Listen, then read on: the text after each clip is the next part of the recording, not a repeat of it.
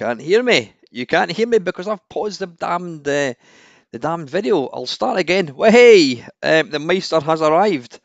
Slightly later. I'm going to turn that down a wee bit. Hang on. Oh, there we go. Yeah, I'm here. I'm here. Yeah, you've got sound now. Uh, excuse me. Yeah, I was. The reason I'm late tonight is because I fell asleep. I do that all the time. Is it just me? There's definitely a thing when you get older. Uh, you get more tired. In fact, there's two things I've noticed about getting older. One of them is, I says, when you get to about kind of 6 o'clock, you've had your tea, you're sitting in front of the TV, you get tired and you end up shutting your eyes. My mum used to go for 40 winks when I was a kid, and I always thought it was a bit strange. Why would you go for a sleep, during the day? But I do that now. It's yeah, mental. The other thing is that I've noticed as I've gotten older, I feel the cold a lot more. I mean, I was out with the dogs tonight. Now the weather has been beautiful. It's been really, really nice all this week. In fact, it was nice. It was nice last weekend, and then it's been really nice this weekend, this week as well. It's not been like I wouldn't say it's been hot. That would be an exaggeration. It's been very, very sunny, but a bit cool as well, if that makes any sense. It's when you get the shade, it's a wee bit cool, but it's been fantastic weather. But I was out tonight with the dogs. There's a big kinny hill at the back of my house, so I went up there tonight, and it was sunny, and obviously people are walking about in shorts and t-shirts and short sleeves and all that. I've got my hoodie on, I've got my jacket on, I've got a hat, I had a woolly hat on as well. You're like, what the fuck is going on? What? It's the most bizarre thing. Anyway, I'm going to stop being bloody miserable. Well, I'm going to complain. Um, yeah, what have I been up to this week? Not a huge amount. I wasn't. Why was I not at pool? Oh yeah, I didn't bother going to pool on Tuesday. The league starts. The singles league start up next week, so I'll be getting back to that properly. Yeah, I've been at the gym, going to the gym with my daughter. It's been good. I'm saying we went out for a run. We went out for a run last night, but I was at a barbecue at my sister's house about an hour, a couple of hours beforehand, and running when you've got meat in your stomach is not a good idea. So I managed to run for about 10 minutes, and I'm like, right, I need to stop and walk. Excuse me. Yeah, not ideal. That's kind of been that. Yeah, my slight kind of moan. It's not a moan. It's an idea.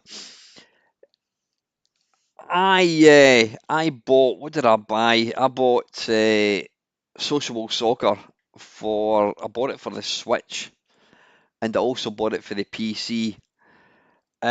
Because I think back in the good old days, you invariably had one system. You owned one system, and then you'd buy your game for that system, and that would be that. But now we live in a society where a lot of people, myself included, have more than one system. I mean, I don't have a PlayStation. I've got a PlayStation 4. Don't have a PlayStation 5. I've got an Xbox Series X. I've got a Switch, which I love. Really, really like the Switch. So, and I've bought and paid for sociable soccer on two of these platforms, on both the Switch and on the PC. And then they've just released it on the Xbox. And I'm like, do I really, really want to? Hey, cause how you doing, mate? Do you really want to? Do I really want to fork out more money? Do I want to fork out a third sum of money for the same game? And it is the same game. It's identical. It's not like you're getting a different game. Now, I understand, if they bring out, I don't know, we'll say FIFA. I know it's not called FIFA, whatever the fuck it's called now. If they bring out a game like that you get on disc or whatever, and you buy it for the Switch, They're not going to say, right, there's a PlayStation 5 version and there's Xbox free, but when indie games get released, small kind of games, small downloaded games that don't cost a massive amount of money, it would be really nice if they had an option for like a multi-platform purchase. So instead of spending, I don't know, 14.99, whatever it costs, you spend 25 quid and that gets you the same game on all the systems. Because it depends where I am. I mean, sometimes if I'm up here, I'll play. I'm maybe doing a video or whatever. I'll think, right, I'll have a game of sociable soccer on the PC. Then I go downstairs and I think, oh, I want to play it downstairs. I can use the Switch, or if I'm in my bed, I can use the Switch. But if I'm in the living room, I might want to play in the Xbox. So it would be nice to have that option. Now, I did put a comment in the Sociable Soccer Facebook page saying it'd be nice if there was that option to have like a multi-platform purchase and you pay a single amount and you get the game on all these different platforms. And they came back and said that's a great idea, but to do with licensing and whatever it was, I can't remember exactly what they said. They said that they couldn't do it, which is a shame because I'm not I'm not going to buy it a third time. You know, they can piss off. So anyway, listen, I don't have any I don't have any questions. I know Del Boy did ask me. I think he asked me 5 questions a few weeks ago. I was looking for them and I couldn't find them. I don't think there's any. Did I do a waffle last week? Oh, I did actually. Hang on a second. Let me just have a quick look. See if there's anything. If there's anyone in the chat that's got anyone's got anything to ask me, just ask away. Let me have a quick look. Yeah, I did. It was interesting. I did. In fact, I think there's a comment in the video. Yeah, I was in Arran, the Isle of Arran, at the weekend. Highlander 1518 said, I did a week's camping in Arran about 10 years ago. Beautiful place with gorgeous beaches, Lamlash and Lago Lovely. Yeah, Arran is stunning. Absolutely stunning. What was I talking about? Beebs, who's in tonight, I think. Totally agree. We probably spend more time browsing RetroPie Mister menus than actually loading and playing games. Yeah, I was talking about somebody made a video and said that having free games, through piracy is, apart from it being unethical, and it's not right, it's not big, it's not clever. The more games you have, the less games you play. Whereas if you have, if you think back to the early days of computers, you bought a game, you'd save up, you get your pocket money, or in my case, I had a job. You'd save up, buy the game, and then you would rinse it. You would rinse it until you had enough money for the next one. But having a choice of hundreds of games, you end up playing absolutely nothing. Colin Jones is saying the choice is overwhelming, which is why I like the challenges which make you concentrate on a specific game. The prices are down to people actually paying those prices, encouraging greed. If when people refuse to pay those prices, that bubble will burst. Yeah, I was talking about a YouTuber that bought some counterfeit games. She spent 220 quid and she made about eight, £900 in that video. Yeah, as for that YouTuber, I don't think she intended to get those donations. No, I don't. I don't think. I do agree with you, Colin. I don't think she set out to get that money, but it just irks me when they take it. I mean, I've had a couple of big donations in the past, and I was uncomfortable with it. I really was.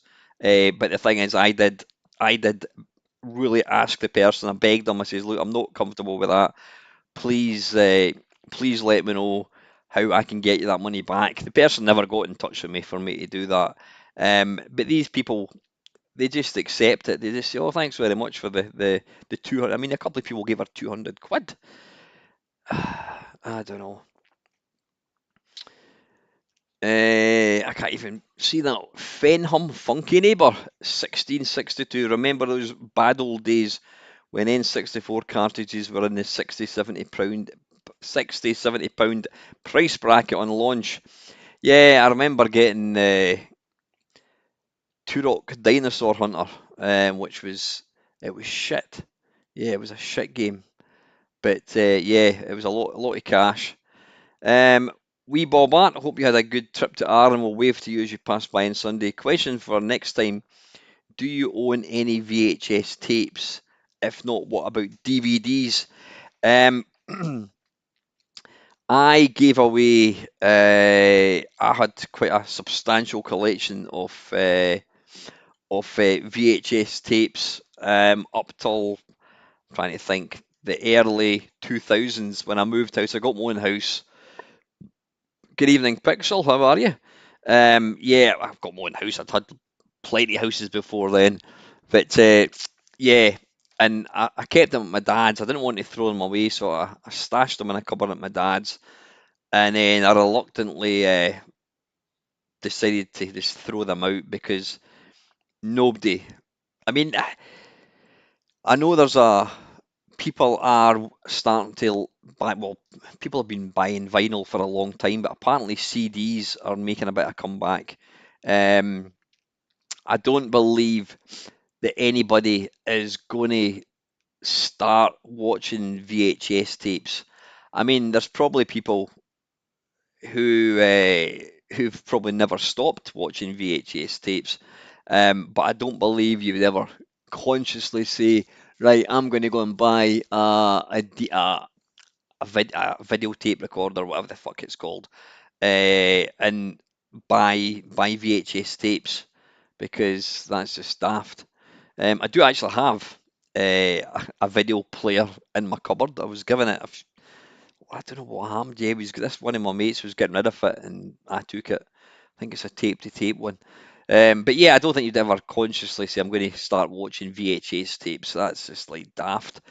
Um, sorry, what was the question? I've completely forgot what the question was. Uh, what was Bob saying? Yeah, do you own any VHS tapes? No, I don't. Not anymore, Bob. I, I saw an article or was it a video? I can't remember. There's a guy, I think he lives in Dundee actually, in Scotland, and he has got, I think he's got like the biggest collection of VHS tapes in the UK. He's got like thousands of them. Uh, and he's got this big shed in his back garden. He's got all these tapes.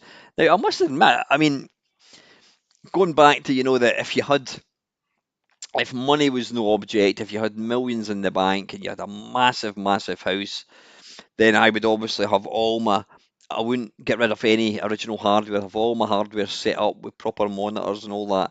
And I would also have a recreated video shop with all the tapes, obviously all the hardcore porn at the top and what have you. Yeah, yeah, I would have all the tapes because there was nothing could beat going to like a video shop, obviously video rental shop. I mean, in later years it became like Blockbuster. Just standing looking to see what films were there, and then you spot one. Oh, there's that there. Oh, we'll get that one. And invariably you couldn't agree what one to get. So you'd end up getting two. But it was a great thing. Being able to, like, it was much like going to WH Smith or John Menzies or whatever, or some independent computer shop and looking at games and just looking at the cassette inlays, taking it down, looking at the cover, opening it up, having a wee look at it. That was fantastic. That was great. I'd love to have like a recreated shop in my house with all the VHS tapes, but I don't own any, Bob. I said I got rid of them a long time ago. Do you own any DVDs? I do actually. I'm one of these people. I mean, I never got rid of my DVDs. I did, I did. I'm annoyed now, but I did regretfully get rid of all my CDs. I didn't have thousands. I probably had a couple of hundred CDs, and I think it would probably be in the early 2000s when I got all my CDs, when I could download music for nothing, and was it Napstar and what have you. Um, and then I joined like a news group, and I could download all my CDs, and so then it became it was you went. I wasn't interested in playing, excuse me, CDs. I would just listen to MP3s. That was the future. And now I'm back to. I mean, I bought myself a hi-fi system a couple of years ago, and then I recently upgraded it. I saw a Technics in a charity shop for 80 quid.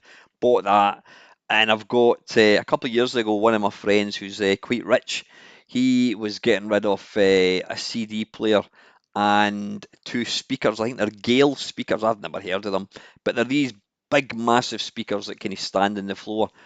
So I put them through in the living room last week, and I've got my hi-fi, I've got my Technics system, got the two big speakers, and I've got to say it sounds absolutely fantastic.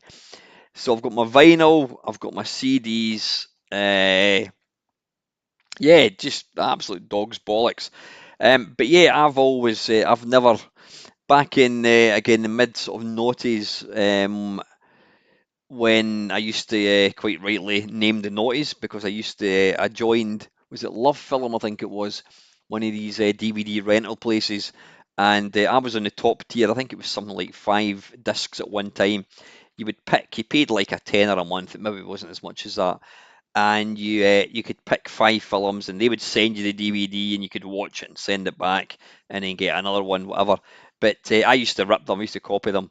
So I've got 3 of these big massive folders with like 400 discs. It's great. I've got all these.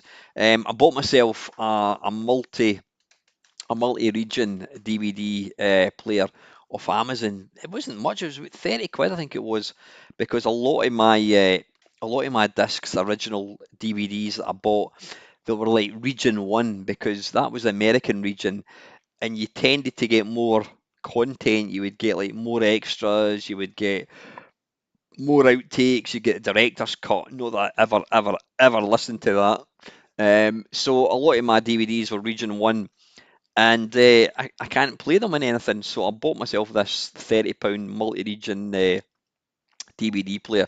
It's brilliant. I mean, I've got my 4K player, but that only plays UK discs. So yeah, superb. Just having a quick look at the chat. How many have we got into now? I've got 16 people now. Wonderful. Frank saying hi. I think the problem with multi-platform keys is that people would sell them to other people. There's no way of locking it to one person. E- There must be some way doing it. There must be some way, you'd think. Cause is asking, is that Elvis on the wall? I love myself a bit of Elvis. I have a question. Is it possible to do a review of your handhelds in the background at some point? You know what, Cause? Absolutely. I mean, I've got what I'm going to do. I might. See, I'm quite lazy now. I mean, I could do one per video. Um, but I don't know. I would. Hmm. What are you thinking? I could do it as a live stream one night. Yeah, I could do it as a live stream because I've got shitloads of them. I mean, I've got 6 there. I've got one there. I've got one, two, three. There's about 5 or 6 over there, or more than that. And then I've got one, two, three, four, five, six. I'm going to try and. You can't see that one. You can just see the side of it. Yeah, I've got bloody tons of them. I've got about. I must have about 30 of them. Let's see, one, two, three, four, five, six, seven, eight, nine, 10. But then there's ones hidden at the back. Any to answer your question, yes, I will. I will. I will do. I might do it as a live video. I don't know. I'll think about it. But I was thinking that actually somebody commented on one of the ones I done a few years back. What was I talking about again? I completely forgot what I was talking about. Yeah, Elvis. That is actually. This pains me to say this. Well, it doesn't pain me to say this, but that is an original. I'll let you see it properly. Hang on a wee second.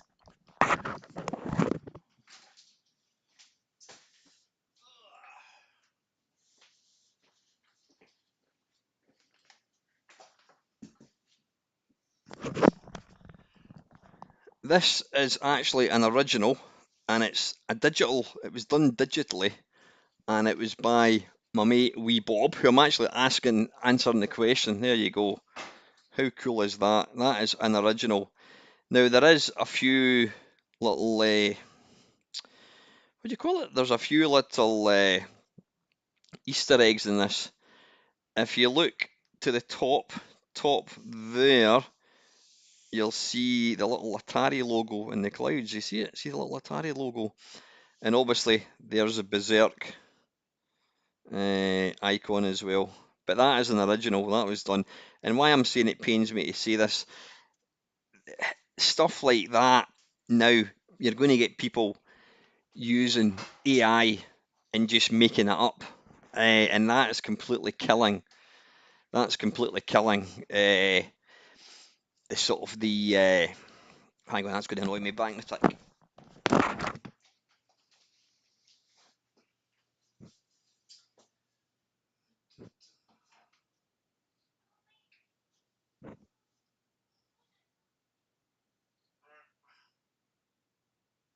Stay.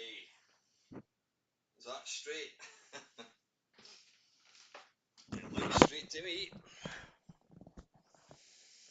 Yeah, it's and I feel sorry for people like Bob and other really talented artists.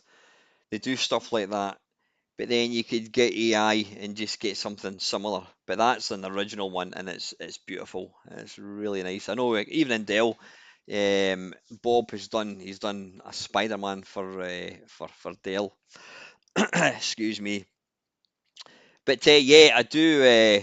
I've not got as many DVDs as Dale, but yeah, I do have a lot of DVDs because we've reached this stage now with streaming video and all that kind of stuff.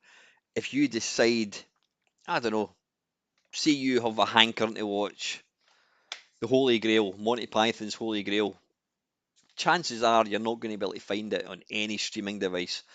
Whereas if you've got it on DVD, you've got a hard copy, you can still watch it. So yeah, this mouse, my daughter got a new mouse and she gave me her old one, but then she can't get it working. But this bloody mouse isn't working properly. The little trackball, is that turning? I don't even know if that's turning or not. No idea. Right, I'm going to have to how. Oh, there we go. Right. Gary De Brown, I actually really like this camera angle. Yeah, I did a. What did I do? Works of arse. Good evening, Multi. What am I talking about? Yeah, last week I did a driving Friday waffle in the car that I've got. There's quite literally nowhere at all to position the camera. There's just nowhere to position it. So I was gonna just lay it flat on the passenger seat. And then I thought, oh, wait a minute, I could maybe use the headrest. So what I did was I used the passenger's headrest and then I jammed the phone in between the top of the seat and the headrest. And yeah, it worked. People were commenting saying that it was like being in the car with me. And I get it. I do get it. Hey, Bob, evening. How talk of the devil. Yeah, yeah, yeah. Well, just somebody was just commenting on that fantastic Elvis picture you done me, and I was just actually showing it off there. Um, yeah, so the camera angle thing worked pretty well. It wasn't deliberate, but it did work pretty well. So if I do another one whenever, I'll plan to do that again. Right, anything else? Somebody's just YouTubing for. Are you in the UK just wondering due to the left-hand car drive? Yeah, because obviously the phone puts it back to front, it gave the impression that I was driving on the left-hand side, whereas obviously I'm in the UK, we sit in the right-hand side of the car. I think that's all the comments from there. I think what are the people saying? Yep, blah blah blah blah blah blah blah. Yeah. Anyway, right. Listen, what I'm going to do, because I don't have any real anything really. In fact, well, there was one more thing I was going to. It was probably a moan. It probably was a moan. Uh, can't recall what it was. If I remember, I'll talk about it. Right, listen, folks. I'm not going to get going quite yet. What I'm going to do, and I do appreciate that some people are going to bail out. That's absolutely fine. But I mean, you've managed to get half an hour of waffle anyway. Um, I'm going to watch a program, and we've watched it. I think we've watched it a few times, but I never, ever, ever get bored of watching this. So we're going to watch this together. I'm going to have my wee head at the bottom left, and I can kind of make funny anecdotes and crack puns and what have you. We're going to watch Micromen. Now, you've seen it before.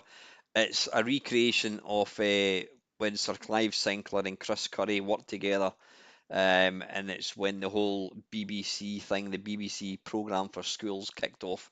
So we're going to watch that. If there's any questions, keep talking in the chat. That always makes it interesting. So, right, yeah, let's get this going.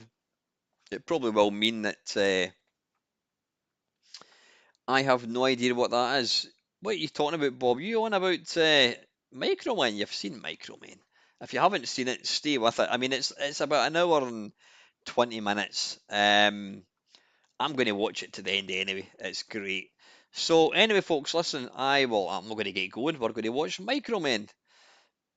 Did they not cut your feed the last time? I can't remember. I can't remember. Something niggles me. You know what was interesting, Dale? When I watched it before, I don't remember getting to the end of it. We'll give it a go. We're going to give it a go. So enjoy. This is Micromen. Like I say, if you've never seen it, this is really good fun. Let's see if I can. Sorry, that's a stupid mouse hitting the wrong button. Right, Micromen, enjoy. And if it cuts out, then tough. Right, I need to turn that down a wee bit. Tonight we're going to paint a picture of success. People with characters who have imagination, confidence in themselves, How's the volume, faith in the folks? future, and a very positive attitude to life.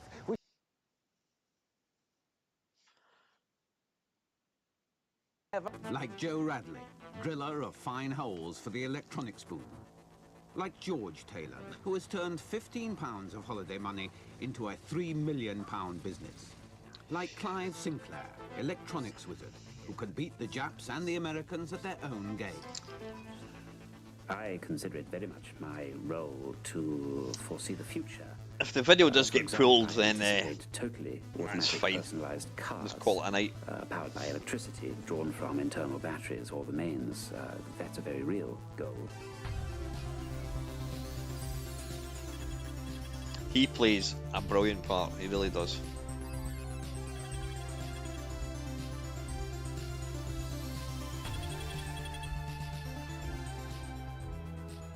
Starting in the early 1960s, Sinclair has introduced the world to a series of remarkable technological advances. Miniature amplifiers, personal in-ear radios, and his real breakthrough, the world's first slimline pocket calculator.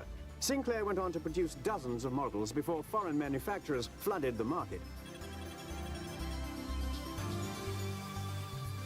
Undaunted, Sinclair moved on to the world's first digital quartz watch. But faulty components spelt disaster. You're in for a treat, Frank. Faced with financial ruin, Sinclair had to turn to the government for help, selling a share of his company to the National Enterprise Board in order to fund future projects. I mean, what we've brought in is public investment and business know-how. And we're confident the portable television we've developed together will be a great success.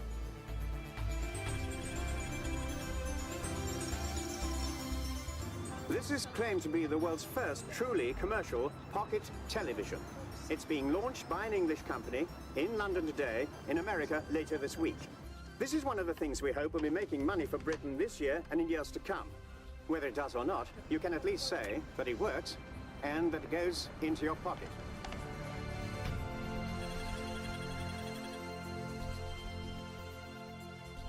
The answer is no. But why? Have you even looked at these accounts? We're in no position to throw away taxpayers' money on concept products. This is not a concept product. It's dreamland, Clive. We're running a proper business here, not an amusement arcade. There is no more research money for the car. I'm sorry. Nothing personal, Clive.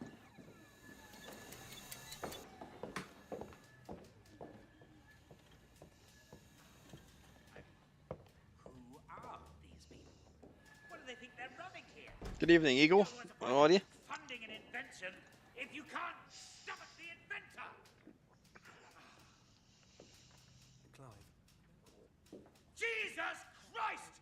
What the bloody hell's the matter with you? I don't give a shit about components. Just get it working! What the bloody hell do you think I pay you for?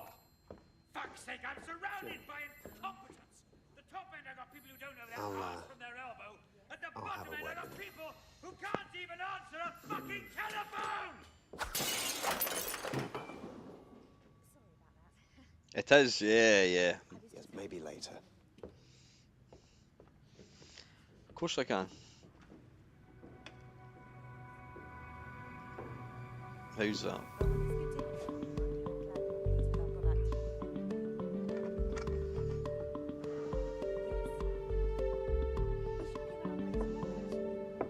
Come on, pub. Yeah. I remember working with a guy and he told me that nothing is impossible. Complete arsehole. Cheers, man.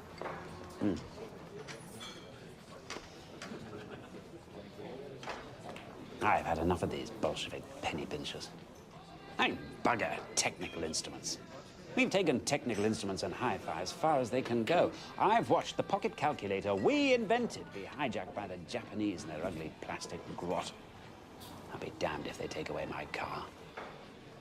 Oh, they don't have the first idea about Sinclair radionics. Can't they see we exist to push barriers?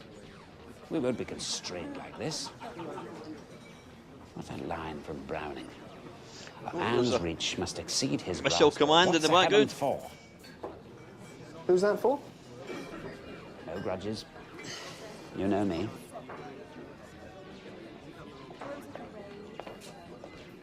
As inventors, we're obliged to dream, to be unconstrained in our quest for progress, always to be pushing up the barriers.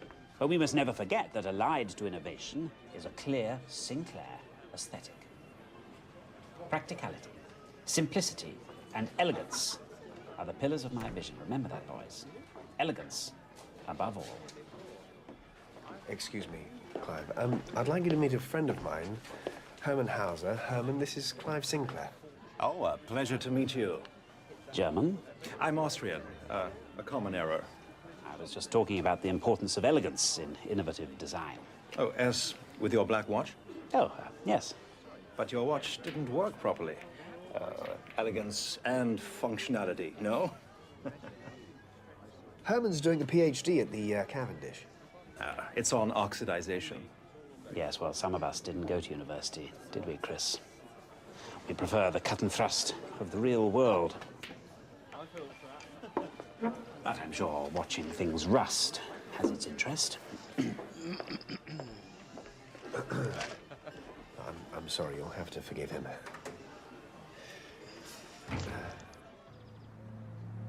I'm going to Chris, get rid of my I'd like to have a word with webcam. you in private. Meet me in the rolls in That's 5 better. You minutes. can still hear me.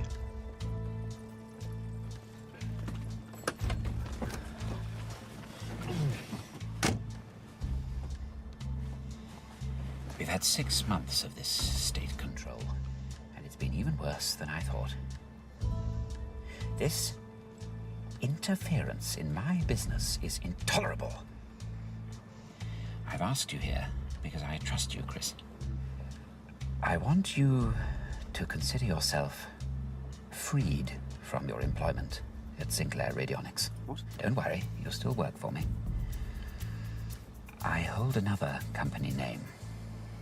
Science of Cambridge is a shell, no more than that. But I want you to start operating it. Right. I've rented a property in King's Parade. Probably start with a couple of small projects. There are some of those calculator chips down in the store. Do help yourself to those. Okay. I mean, I have been speaking to Herman about a basic microcomputing kit. Yes, yes. What you'll be doing is preparing the ground for me to move in when this Stalinist shibboleth Absolutely, crumbles, Eagle. as it surely will. I mean, he was You, Chris, a pioneer, will be keeping the you know, flame and I alive. don't think we would have had the industry in the UK that we've got now if it hadn't been for him putting out an affordable computer.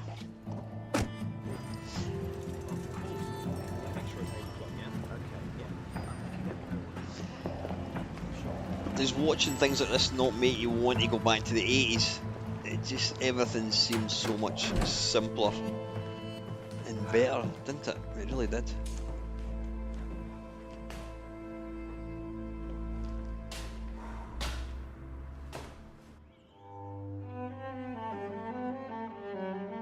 He'll drive you up the wall, but there is something about him.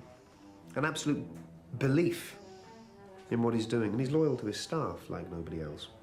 You know, he took me and Jim on when we were just kids. And this whole thing, starting this company, it's been great. A real chance to show what I can do. He's coming to see the new computing kit tomorrow. I think he's going to like it. Now, whose move? What is a pawn? A piece whose only function is to protect the king. To lay down his life, if necessary, as part of a greater plan. But the object of the game, this is to kill the king. Now, are you a pawn, Chris? Or a bigger piece on the board?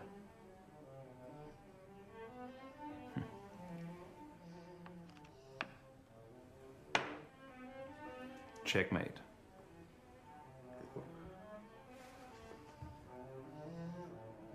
No, it's not. Oh, well, maybe you're right. I don't really know the rules.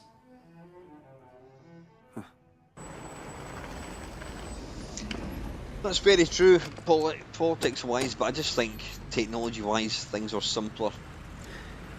Then again, we're sitting watching this together, so it's not all bad.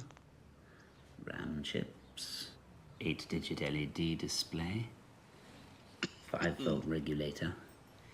It's a basic microprocessing system.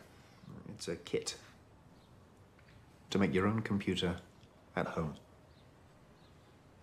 Whatever for.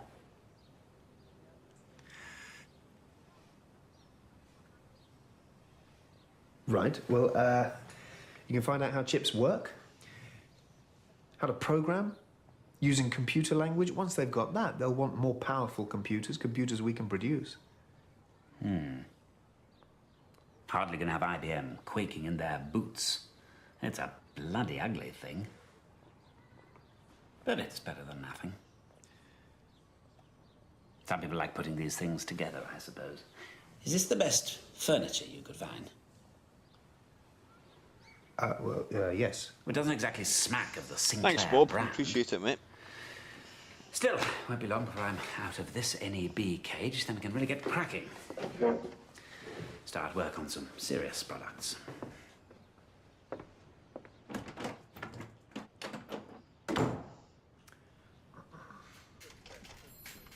We've got to face facts. Sales of the television have been disappointing. With a little more time and further investment. What? More money? As I keep telling you, innovation is not something you can pay for in Green Shield stamps. Excuse me, we've pumped nearly 8 million into Sinclair Radionics. For what? The taxpayer has to get something back for their investment. There are some areas of the business we can salvage. Salvage? It's time to break this business up. We're calling in the receivers. It'll be wonderful to be running my own company again. Oh, it's marvellous. It's been a terrible time for Clive. So nice to see him happy and relaxed again. So a brave new future lies before us.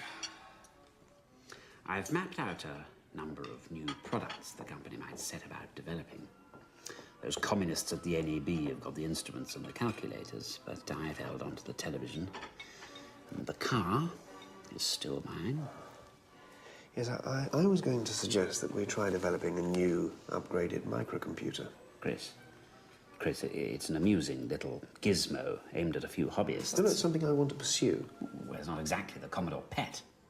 No, it's not meant to be. It's a brand. Did your Prussian friend put you up to this?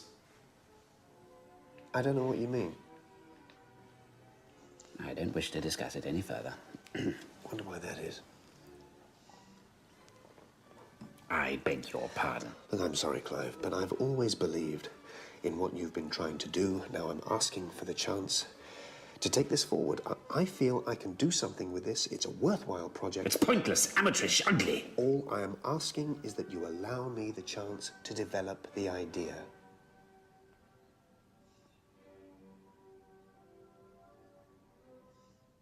No.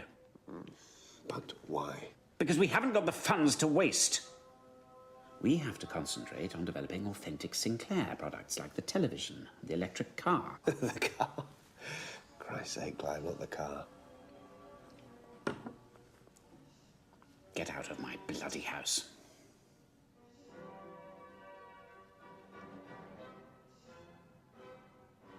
Get out!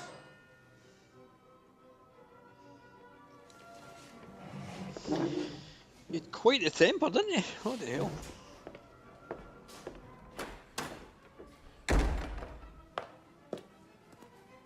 Is everything all right?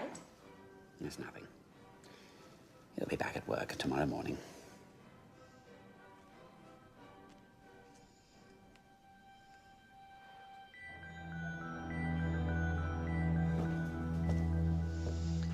I can't believe what I said. I mean, you don't know what he thinks of that car. If you've just joined the stream, folks, we're watching Micromen, which was a You've had a taste fantastic of being the boss and you like it. production by the BBC. So what am I going to do? All about the Sir Clive My Sinclair. father wants to know if I'm coming back to work in the family firm. What are they in? They make wine. Oh, really? I didn't know that. But I like Cambridge. I've been thinking of starting a business here. Computers interest me. Maybe you could do with a partner. Seriously? You'd give all that up to go into business with me? Have you ever tried Austrian wine, Chris? Yeah. If you had, you might understand.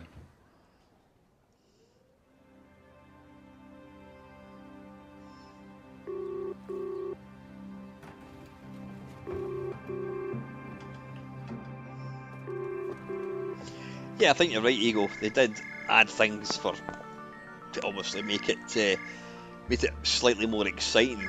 But yeah, I think they've done a bloody fantastic job. Certainly capturing the era with like the 1980s and fashion and what have you. Handshake. Good luck with your future endeavors.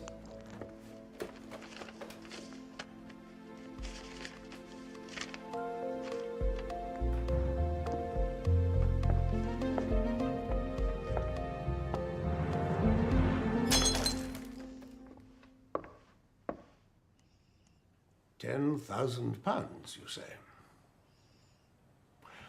What sort of business did you say it was? Computers. Oh, I say. How interesting. Very science fiction. Well, we like to help new concerns where we can. Just need to check a few bona fides. You know how it is. Tell me again, which college were you at? That one. Jolly good. Thought as much just by looking at you. Fingers crossed, Dale. We're still hanging on, mate.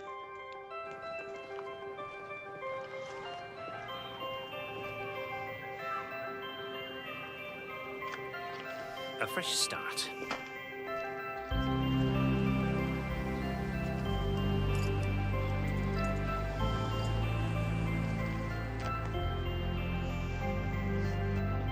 Goodbye, old friend.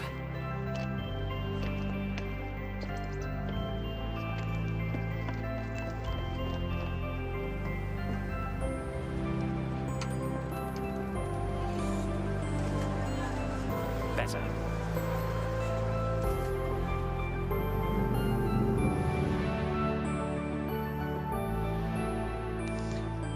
They say in business, key to success is to use the resources you have. Well, here in Cambridge, we have one resource in abundance.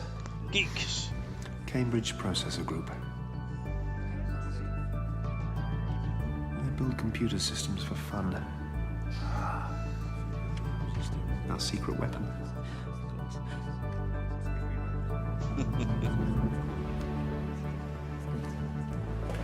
I mean, that's true though. I mean, there was geeks that did all that kind of stuff just for fun. It's part of a hobby. They're the perfect types to get. Steve Ferber. Could we have a word?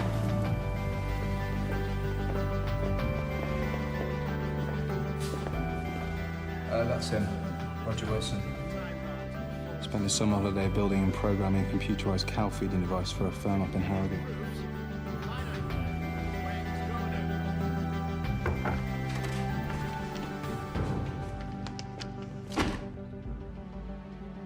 The computer journals you asked for. You said you wanted all of them. Thank you, Nigel.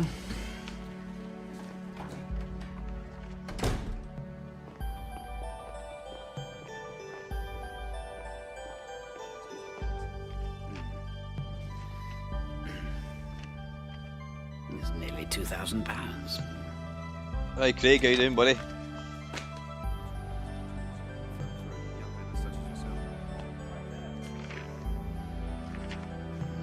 Still too much. Absolutely, Frank. Absolutely, mate. Back then they had character. They all stood out. It's like cars. They all look the same. I loved that time. But why so expensive?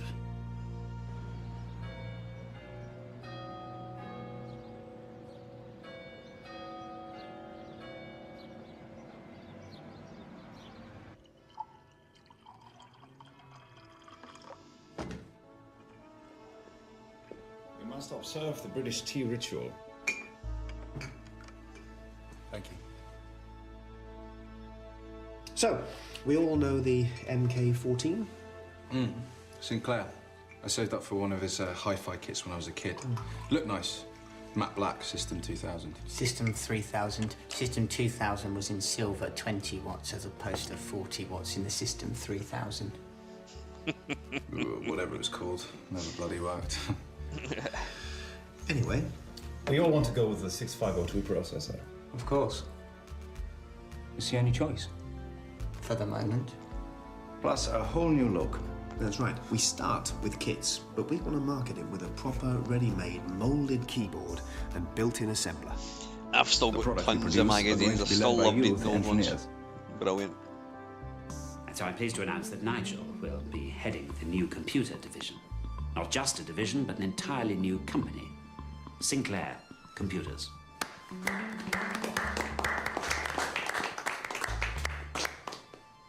A new company, gentlemen. A new beginning. Perhaps we should remind ourselves of the secret of the Sinclair success. That is, being first to market. Letting people know what they want before even they know about it. Now, the MK14 has been a modest success, as I knew it would be, appealing to a specialist interest. And yes, there are companies making more advanced computers, but these are affordable only for use in offices or laboratories. But is the personal computer not a desirable notion? Something every citizen would quietly crave if he actually knew what it was. This is my vision. A computing device in every home in Britain. Sounds outrageous, but there you go, it came through. Personal computers will become steadily cheaper. Prices could drop to around £100 within the next 5 years. Poppycock! Because, gentlemen, we are going to achieve that in a matter of months. Price is the key. Whatever happens, I want a computer that we can sell for the magic sum of £99. At that price, the man on the Clapham omnibus will want one, even if he has absolutely no idea what to do with it. Beg, borrow, or steal components. But one thing is clear in my mind. It has to look like this. I think that looked nicer than the ZX81. But just imagine a future where anybody could go and buy a computer kit to program at home. We could sell, what, 8,000, maybe even 10,000 computers. What programming language are you proposing? Which one's the best? They all have their limitations. Then why don't you write us a better one? Look, I've heard Sinclair might be developing a new computer of his own. Is that true? I don't know. We don't speak. Besides, with the team we've assembled, I'm 100% certain that we're way ahead of Sinclair. Did you build it yourself, Dale? Obviously your dad. I was thinking that, Craig. He did look like Kevin Toms, the guy with the beard.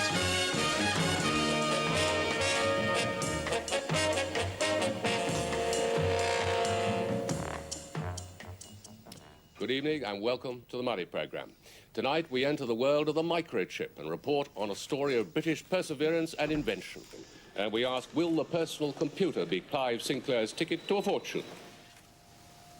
It took Sinclair just 9 months to develop the ZX80, and he began to sell it by mail order in March this year.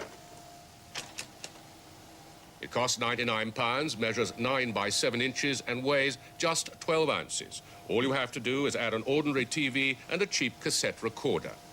Eventually, there will be some 200 programs available, mostly educational, some technical, and many suitable for children. Did the screen actually flicker every time you pressed a button like that? Jesus, it's like trying to read Braille through a pair of gardening gloves. Clumsy programming language. Limited. Z88 processor. Big ROM. Nice bit of circuitry there. Ah. Well? It's like we thought. It's clever. Done on the cheap, but clever. So, we know what we're up against. We produce something better. Better keyboard, bigger memory, smarter chip, and improved language. I know, but the genie is out of the bottle. He's done it. He's got there first. It's a working computer for less than a ton. It's brilliant. A clear run on us. Look at the positive. Clive is playing his hand first. If he is bluffing, we will know. If he is holding the full house, we will be able to look through the pack and find the 3 aces with which to beat him. You don't play cards either, do you? No. No. So it goes well. We still need to push on. Progress on the ZX81? I might need to do first specs are done, a and we ZX81 start work live stream on at an some initial point. prototype next week. Anyway, I'll shut up. What about that bloody screen flicker? Hopefully not.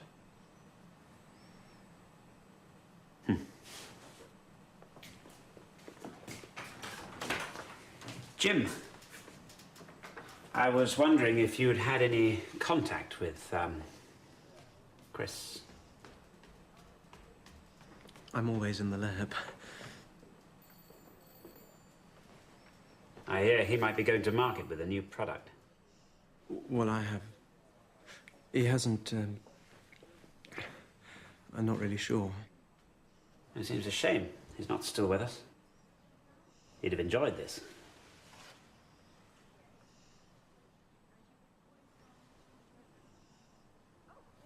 That's all. So was the ZX81 quite a big step up then from the Z80? Adventure.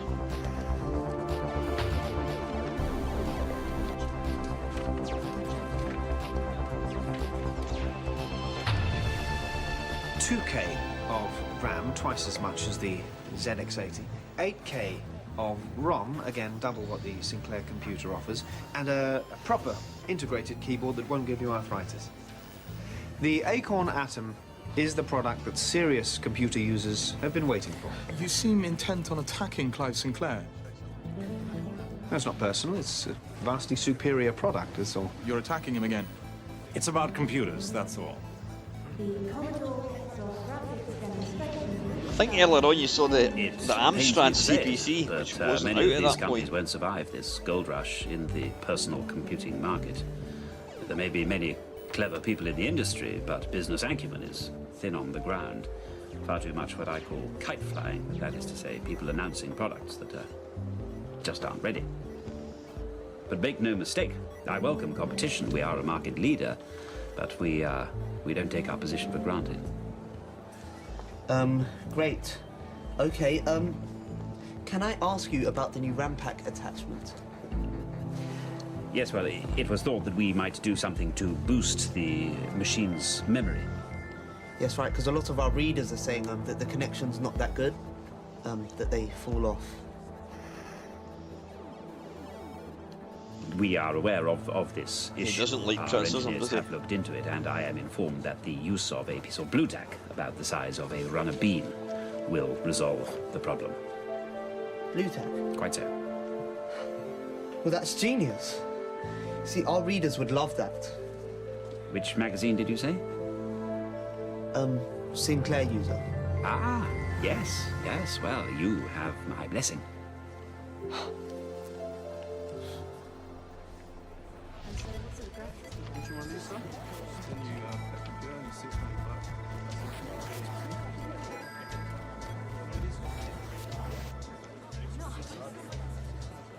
Clive. Chris. Everything going well? I've given up.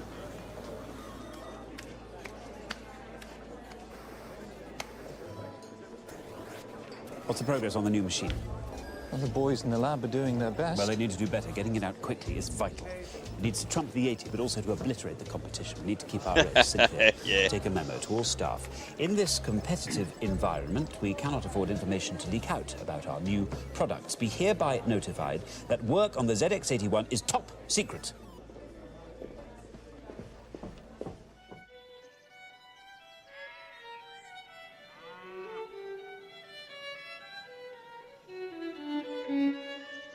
In case you're late to the party, we're watching Micromen.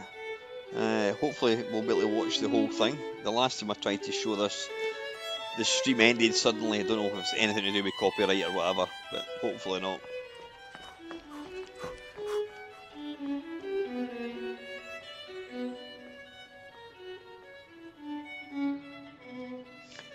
Evening, Colin.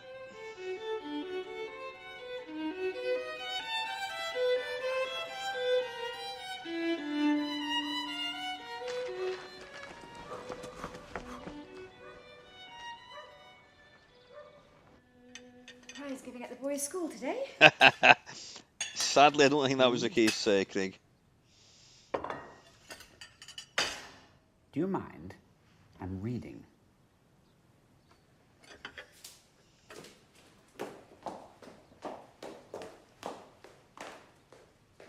A different wife he's got. Plan to make Britain the most computer literate country in the world. That's quite a thought. They're making a TV series about computing, and they want their own machine to use in demonstrations. It's the biggest free advertising campaign in history. Whoever gets the license to produce it, they'll make a fortune. Hello, Acorn Computers. It says they already have a favorite. Yeah, the new brain. In Newbury. Newbury, new brain. But why them? It's the wrong machine. What they want is something closer to what we're doing. Yes, but the same thought will be crossing the mind of... Someone on the line for you. Says he's an old friend. Clive.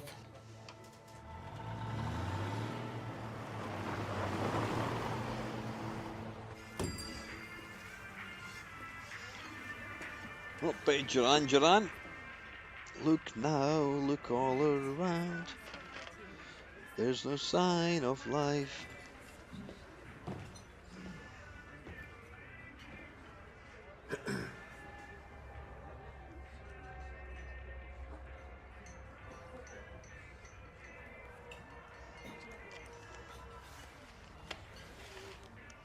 Chris. Clive. You well? Yes, fine. You? Thriving. You don't object to my choice of venue. I like these places. They're traditional and honest, quintessentially British. I took the liberty of ordering for you. There, au oxtail soup is warming and nutritious. Yeah, I did that myself, Dale, with the C64 discs.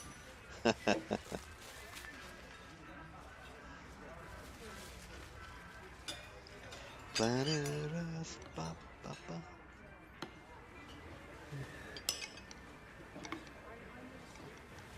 Oh, you actually charged to do that? Genius.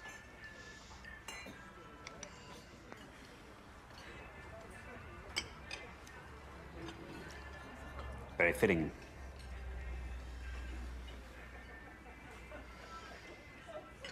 Trying to get through. Business going well?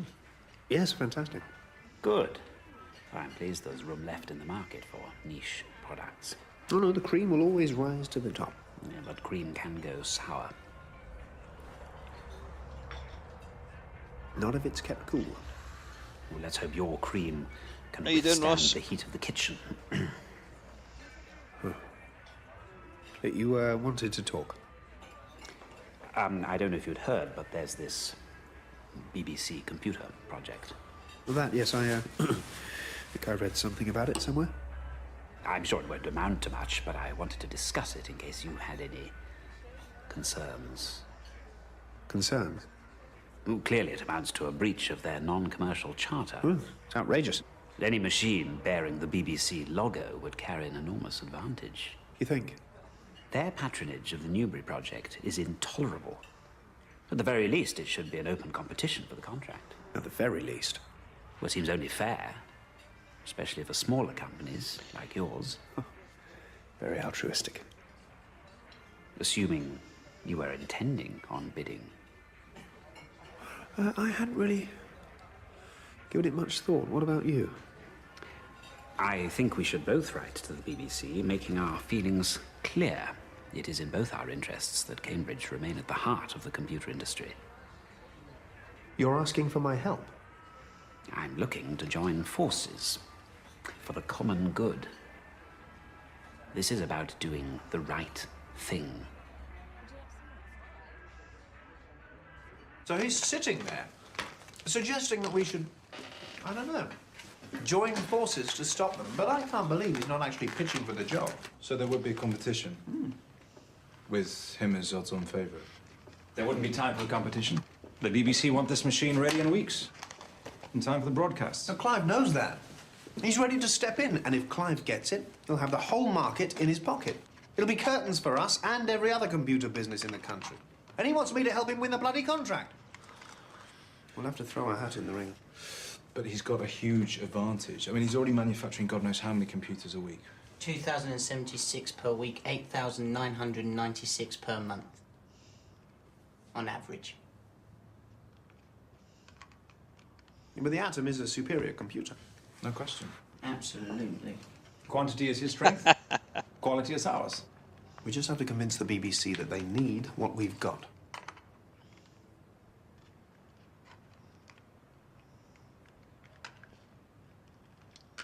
I finessed his real intentions from him. If there's a BBC contract in the offing, he'll bid, I'm sure of it. Even though he knows he hasn't got a chance. Our next machine, gentlemen, will win hands down. Because we know so much better what is needed and how to do it than the BBC. I don't know if it'll be that simple, Clive. Well, we're pretty well advanced with development already. The BBC specs are quite different to what we're doing. Well, tell them what they want, not the other way around. An affordable but elegant machine with a few basic functions, just as we're developing. We are the computer experts. They can stick to making I had Doctor that Who tracksuit. and Home Well, with it was Mother. blue with white stripes. 29, 30. Don't worry. When the Newbury project fails, they'll come to us.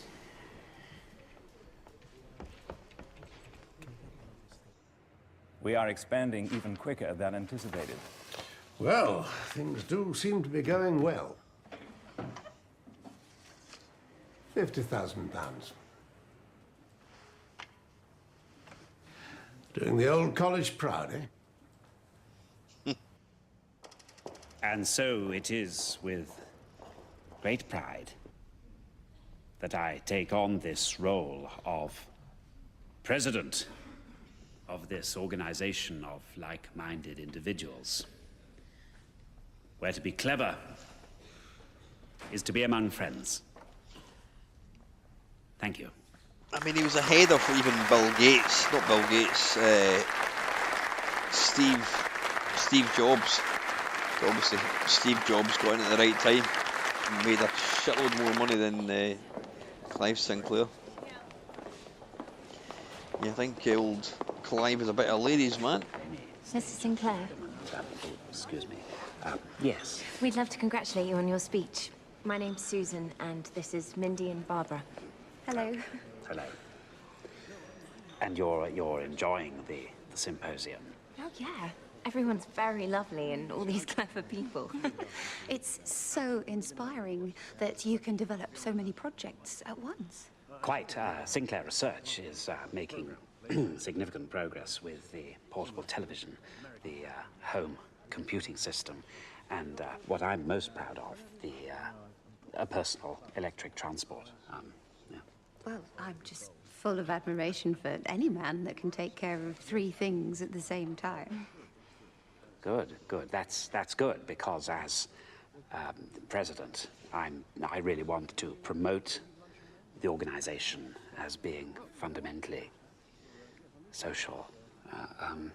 What you were saying about being able to put every book ever written into a machine that's the size of a sugar cube, were you serious? Oh, absolutely, yes. This quest for miniaturization is a major credo of mine, to reduce the size of something, making it more efficient and convenient. That's right at the heart of everything I do.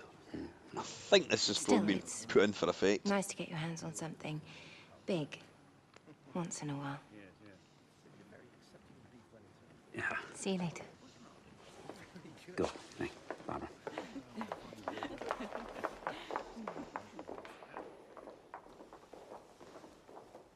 No, I appreciate you calling me back. It's not easy to actually speak to someone from the BBC.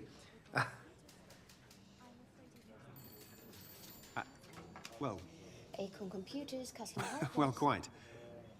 Yeah, well, look, what I want to stress is that we're doing some really interesting work here. Have you actually plugged it in?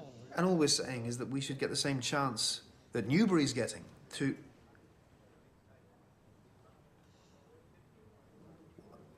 When did they pull out?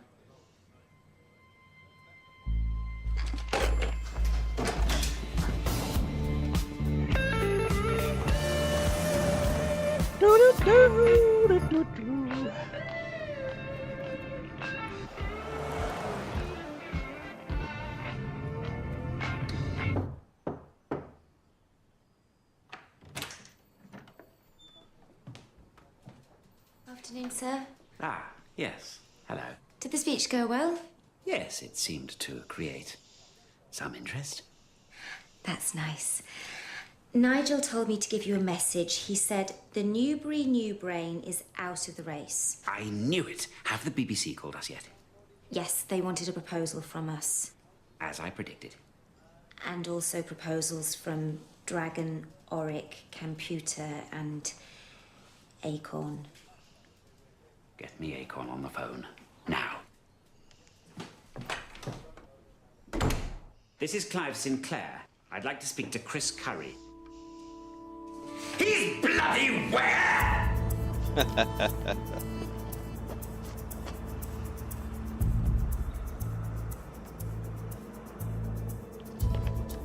He's sharper than a serpent's tooth. Yes, but he's nowhere near ready. How do you know? Well, everyone knows. Not like us, Clive. They don't operate in secret. Cocky like that. Very well. Let him make a fool of himself. And these broadcasters will have to come groveling to me. The New Brain was an 8-bit computer. How long? 4 days. 4 days? They want the programme on the air in the new year. 4 days? Christ, I know, but I was standing there with my foot in the door. What was I supposed to say? Don't come, because the computer I'm trying to sell you doesn't actually exist.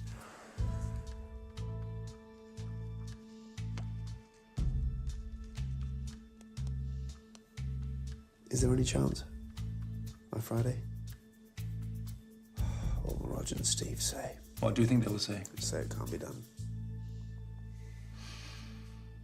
Perhaps they just need a little encouragement.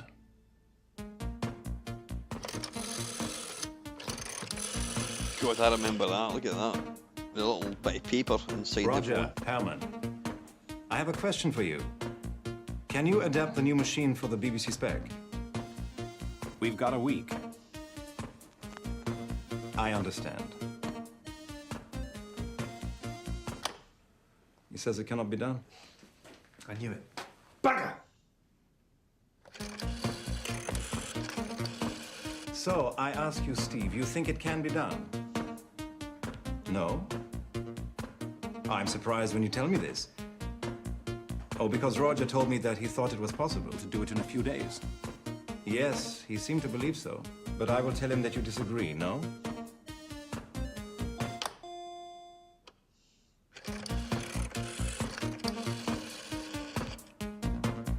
Roger, Herman again.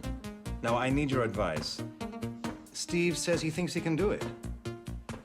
No, he really does. He seemed very confident.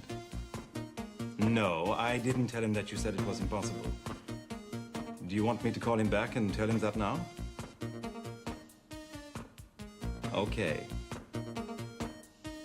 See you tomorrow. Sehr gut.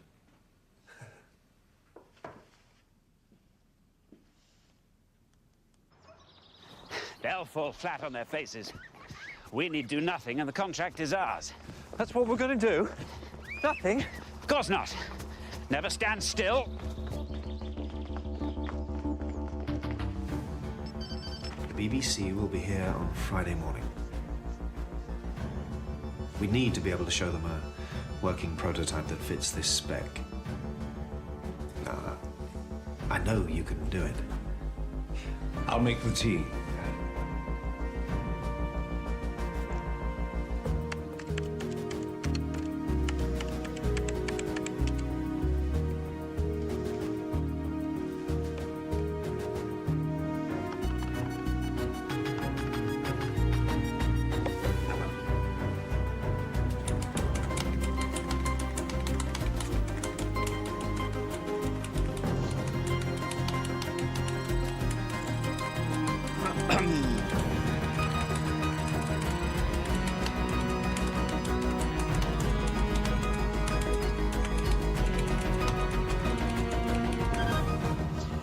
If this is kind of true, then it's incredible that they can build a computer in such a short space of time. It really is.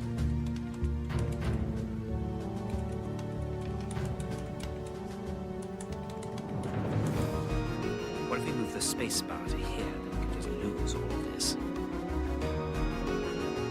the moment, I can't see how that's being done.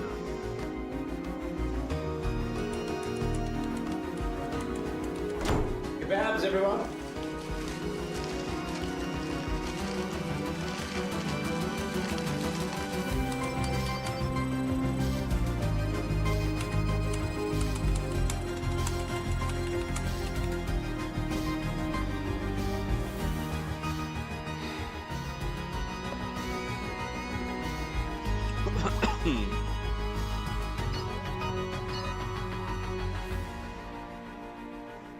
That one. I'd love to get Chris Curry on the channel. I actually need to try and contact him.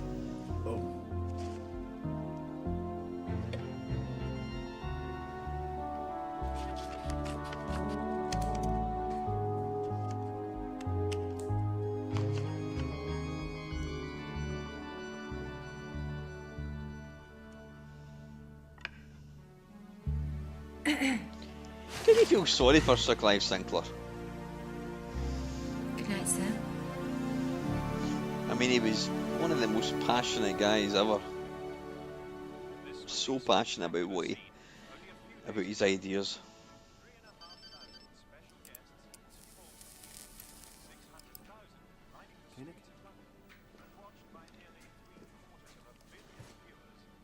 Right, now we need to wire up the whole thing. Good. It's one connection and it won't work. Shouldn't take too long, should it? Well, we've done the first 7. Great. About 3,000 to go.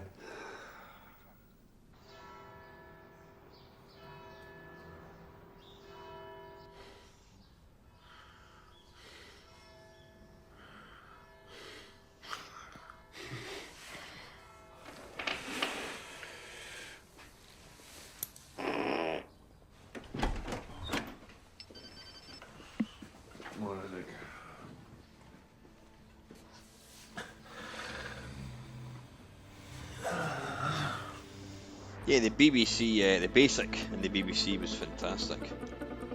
Probably still one of the best BBCs. Probably still one of the best basics out there, I think. Christ, damn it! I mean, must be some kind of contact failure, I don't know. I thought we had it working.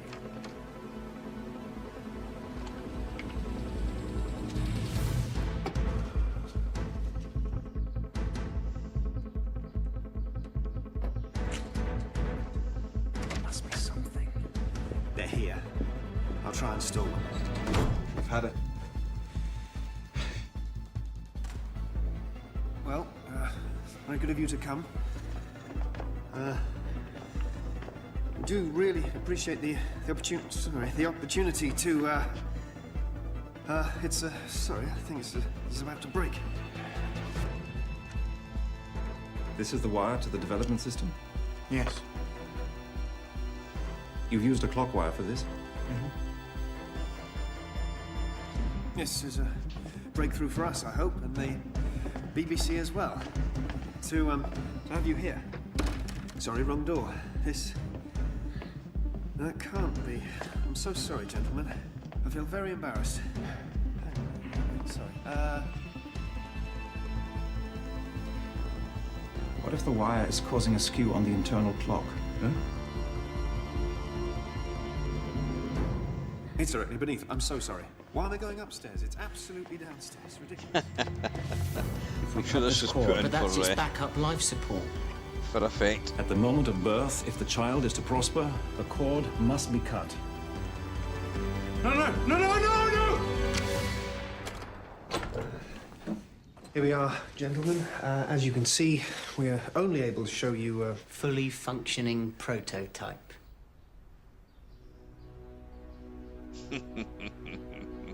Marvelous. Let's see what she can do.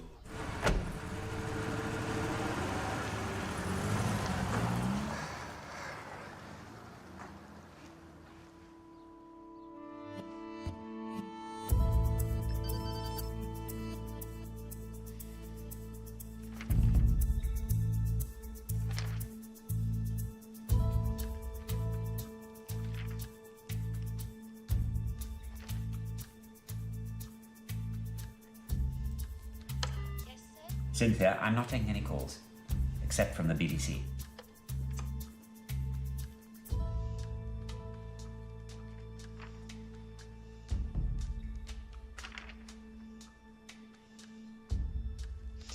I mean, the BBC was like 4 times the price of the Spectrum. The Spectrum was fantastic for what it was, but because the cheap price, it didn't have a proper keyboard, it didn't have proper sound, you know.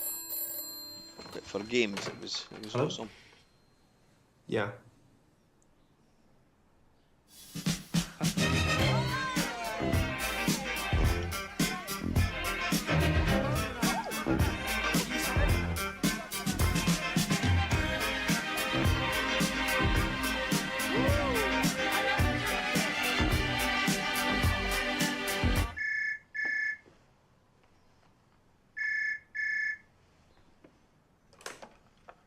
Clive Sinclair?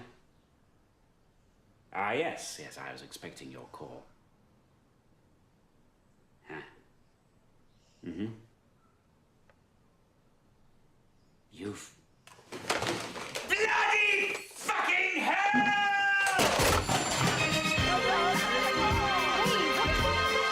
Sorry, that wasn't bad.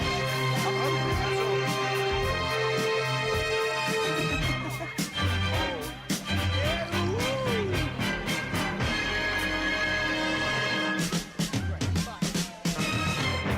I really hope like that to that add actually the government happened. backing Brilliant. to the BBC computer literacy programme. and I'm proud to announce that the BBC Micro will be at the heart of a new government initiative to put a computer into every school in the country. The exclusive manufacturers of the BBC Micro, Acorn Computers, tell me they've already taken twice the number of anticipated orders. The public is excited by this new technology, and Britain is at the forefront of it. Can we just see you using the machine, Minister? Yes, yes, of course. If you remember it's the return key. Oh. Isn't that absolutely marvellous?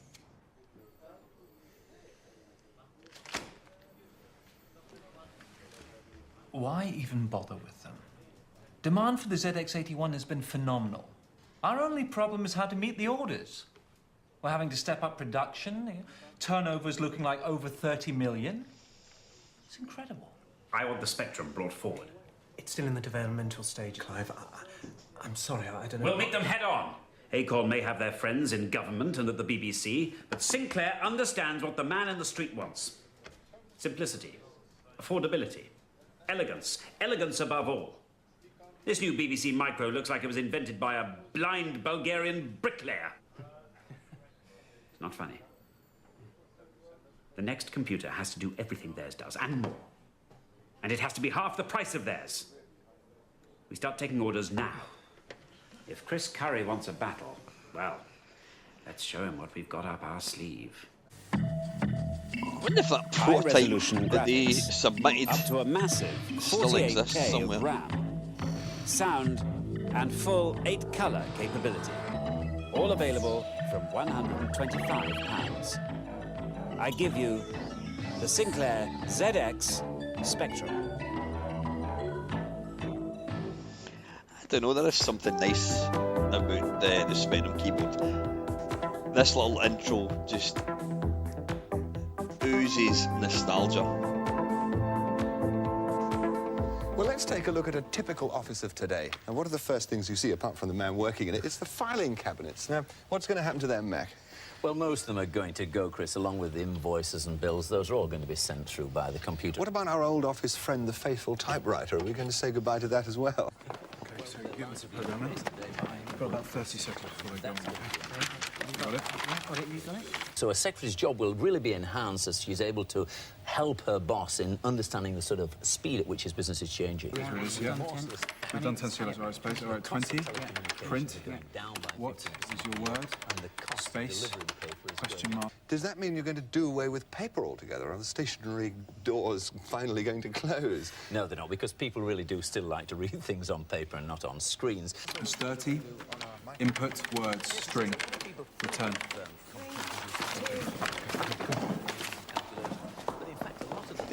They are used for manipulating data, characters, words and letters and so on. And we can show you some of the instructions on here. You recognise that? I'm beginning to recognise what looks like the beginning of a program, yes, a computer program. Well, the first one is probably new to you. It's CLS, which is a very nice way of saying clear screen. And that's a bit of your standard basic... That's right, yes, computer jargon. Well, I think Afternoon, Clive. Just do it properly next time, all right? Good lad.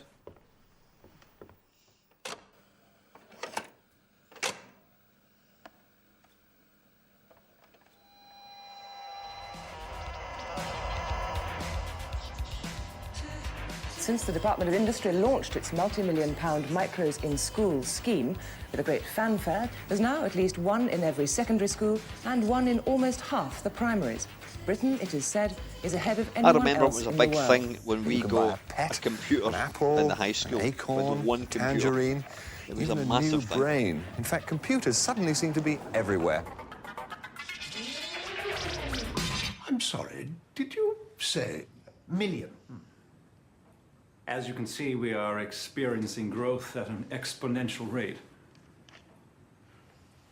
I'd have to make a call. Which college was it again? In 6 years, Acorn, who make the BBC Micro and Electron, has grown from a small company to a multinational with a turnover of more than £90 million.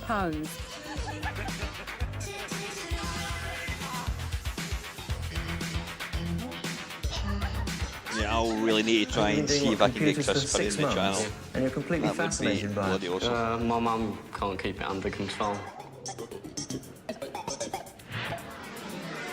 Hello again, people in Britain are at the forefront of the computer revolution. With titles like Manic Miner, Hungry Horace and Shucky Egg, computer games have become the latest craze to sweep the nation. According to a survey today, British children spend more time using computers than anywhere else in the world. Sinclair has sold hundreds of thousands of its ZX Spectrum computers.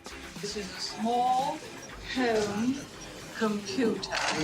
You press that button and then the game is set.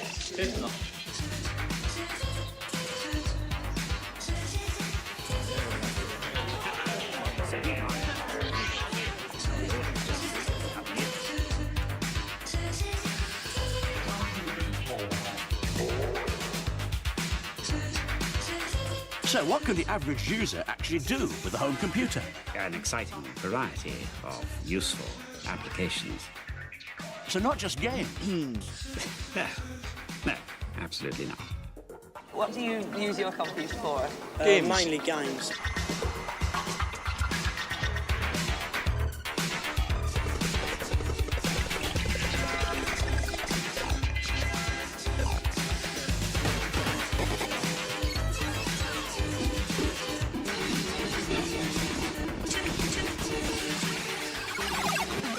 You know, we can't cope with this demand. Then we take on more people, boost production. Can somebody get that phone? We'll need a further cash injection to expand at the rate we are growing. Exactly. And I know how to get it. A share issue. We float the company. It's computers. It's cutting-edge technology. The city will love us. Go on. What can go wrong?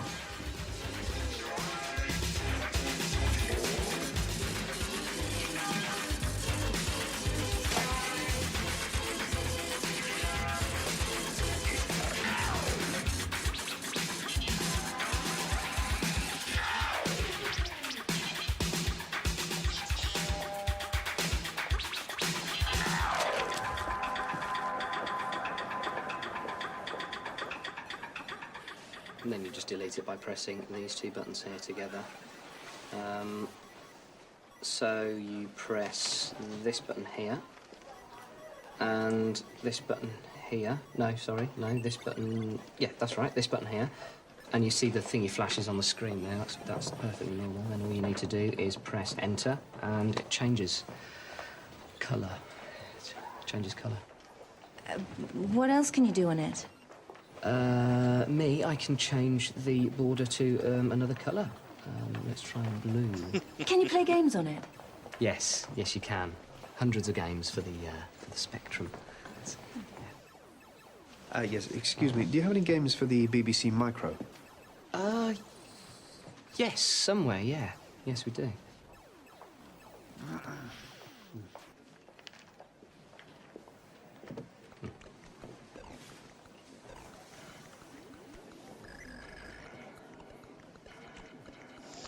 And that there was the difference. Games.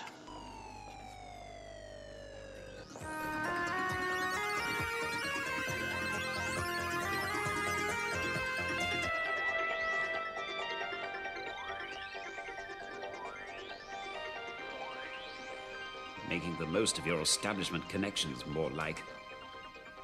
Oh, yes. So respectable.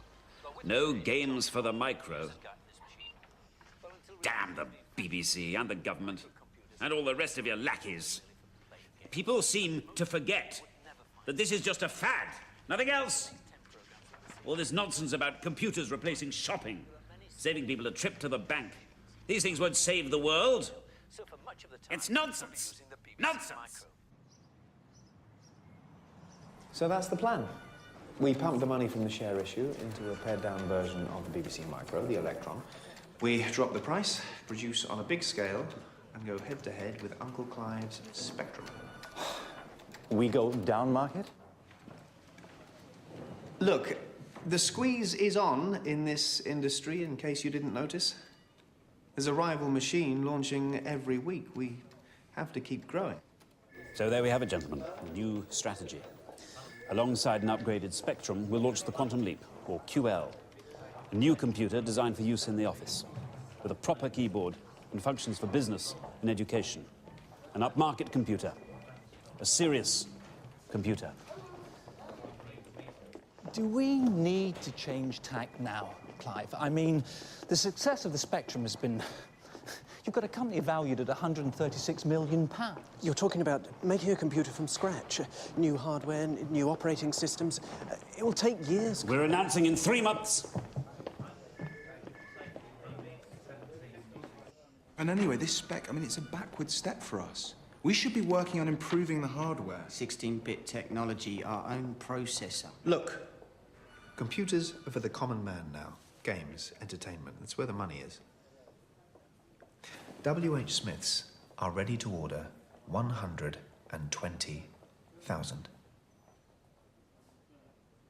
Peripherals like the microdrive are selling well, and really, logic suggests that we expand into building our own software for the Spectrum. Exactly. I mean, the games market alone is... Games. Everywhere I go, games. This is what my lifetime of achievement has been reduced to. Clive Sinclair, the man who brought you Jet Set fucking Willy. My lad's up to level 8. Oh. I mean, apparently there's even a game now about me trying to get a knighthood, for Christ's sake. This is a serious company, damn it, making serious technological advances. Sorry to interrupt, but I really thought you should see this. Congratulations.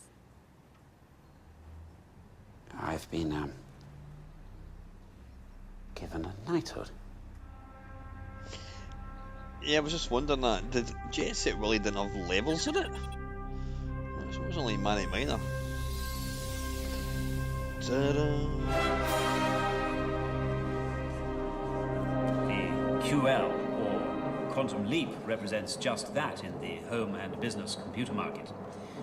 With its brand new operating system incorporating SuperBasic, an innovative built-in micro-drive data storage system, and yet another revolutionary keyboard, it really is sheer professional power in the Sinclair style.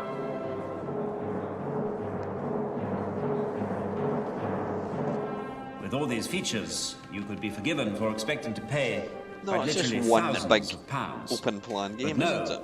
the Sinclair QL will sell for merely $399. £1,800. Before I hand you Bloody over hell. to our head of computing, Nigel Searle, just to fill you in on some details, let me be the first to say the future is here, and it's ready to ship in 28 days. So it connects to circuit C4. No. If we reverse the configuration, then we can...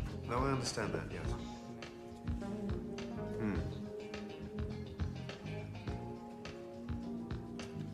Yes, no, that's no problem. No, It's getting sad to think geared that up to both produce that Acorn one. and Sinclair are no longer, eh? Definitely, yes, you have my word. No, thank you. Okay, bye-bye. W.H. Smiths have confirmed the electrons. I knew it.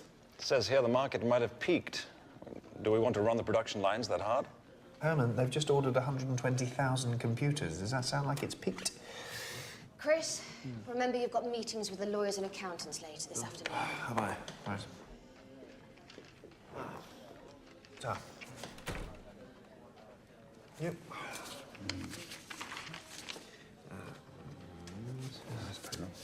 Thank you.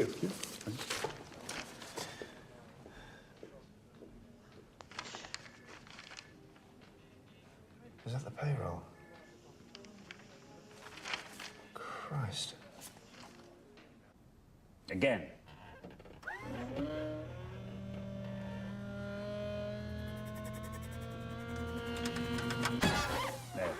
Needs more power on the start-off. Yeah, well, that will drain the battery. Then spend more improving the battery.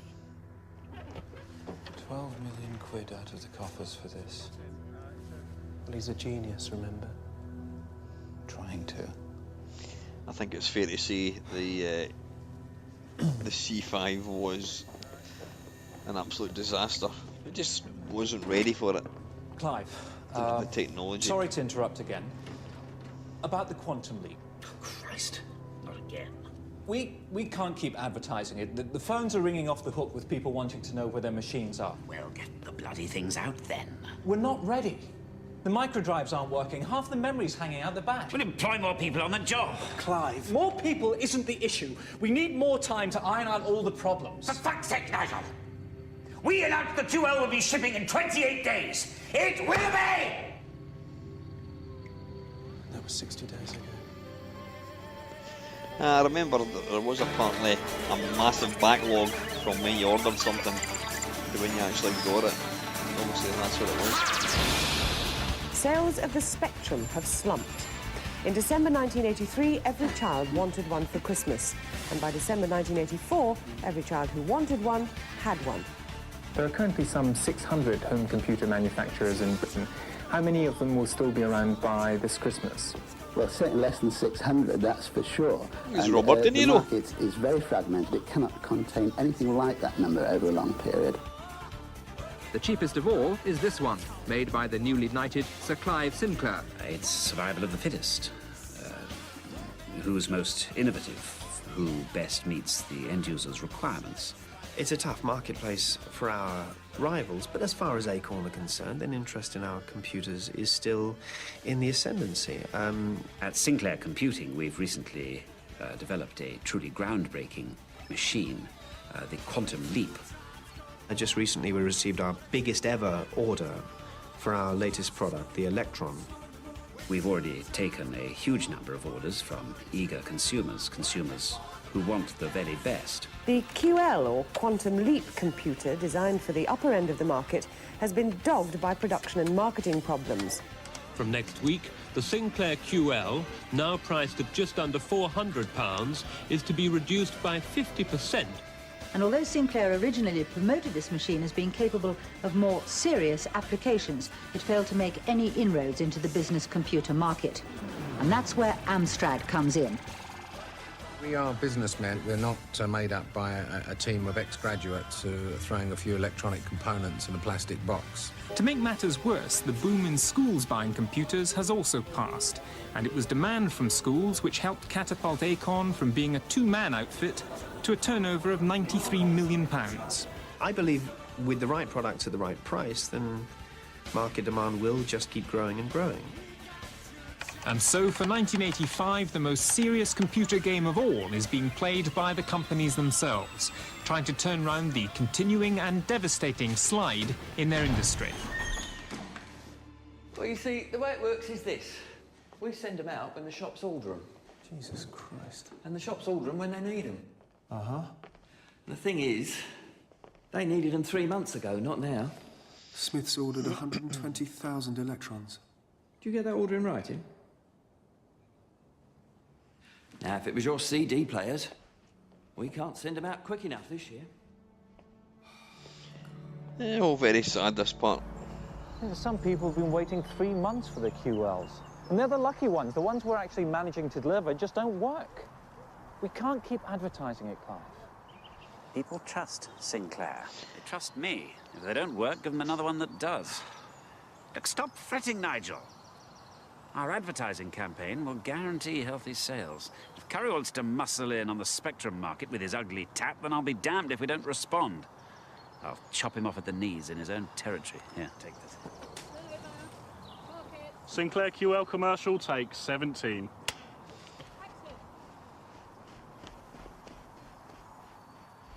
Harrods. Astor and Dixon's might be next. What? They can't all be pulling their Electron orders. Well, not yet. Jesus, Herman, I've got suppliers all over me for money. Well, we cash in more of the stock. No, can't do that. Or what about using some of the advertising budget? No way, that's vital. We have to advertise on TV like IBM and Commodore. We can't spare a penny of that money. I don't remember We'll have to find it from BBC somewhere being else. advertised on telly.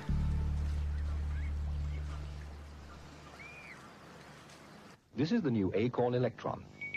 It's powerful, it's versatile, and it's only £199.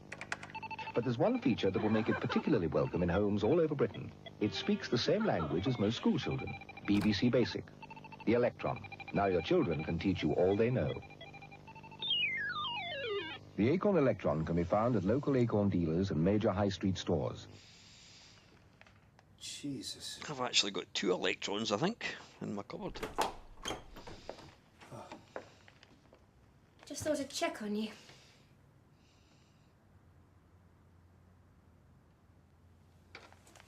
What are you getting for Christmas, Valerie? Oh, one of those new CD players. That's if Simon could find one in the shop. What about you? I'd be happy with an empty warehouse. Brought something for you to eat. Oh, it's like old times. Very good. It was fun then, wasn't it?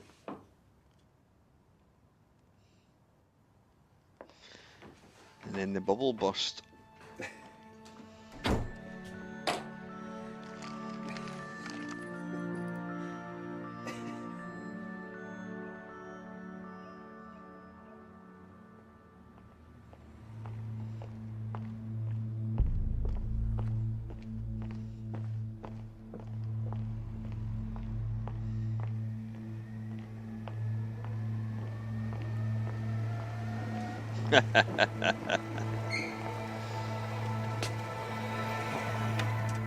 Dangerous walking in traffic. Keep to the side if I were you. That's the place for pedestrians.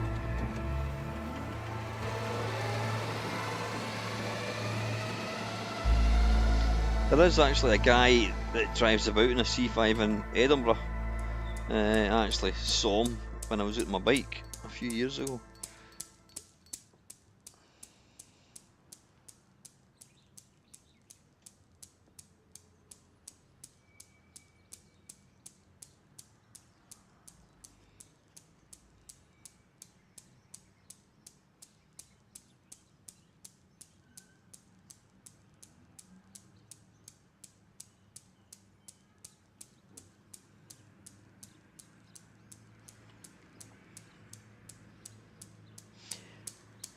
Yeah, I think the Sinclair was cheap and cheerful.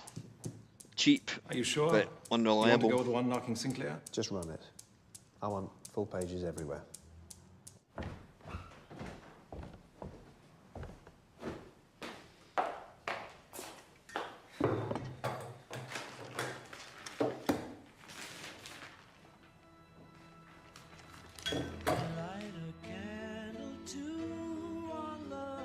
Oh God, that song takes me right back to these. But all in all, we soon discover that one and one is all belongs to you. All around the world, little children being born to the world. Got to give them all we can.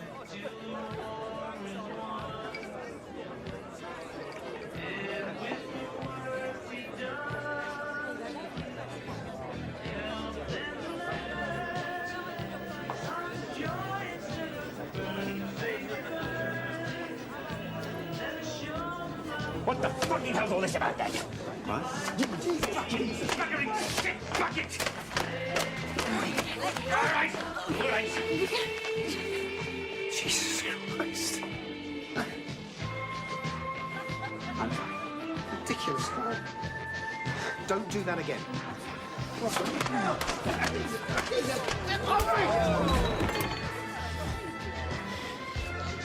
Somehow I don't think that happened.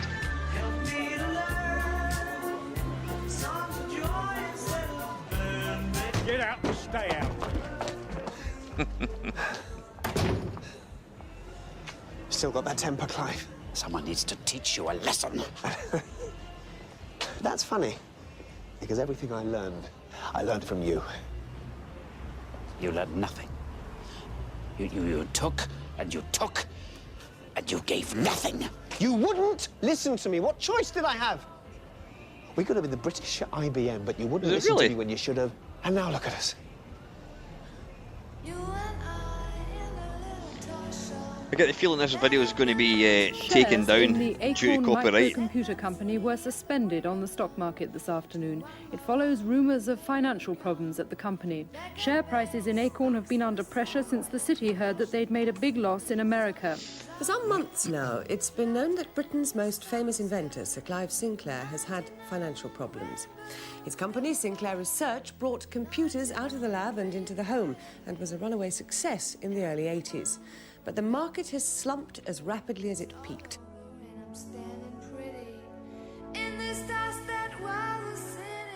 And just before the weather, and you'll like this, Barry. Will I indeed? I'll be the judge of that. It were a battle of the boffins in a Cambridge pub last night. Tell me more. As two rival computer clever clogs came to blows over a business disagreement. Fisticuffs, Greg. Eyewitnesses reported the pair of eggheads having a crack at each other. Joke on the carpet, Greg. Never knew that. It's official. We're a joke. Hope all the people we have to lay off see the funny side. Evening We're not a joke, Chris. The bottom has fallen out of the whole market, that's all. It's the same for everyone. It's the same for Clive. Does that make you feel better? No, it doesn't. I'll go and start letting everyone know. What are they all going to do? They're clever people. They'll think of something. Maybe they already have.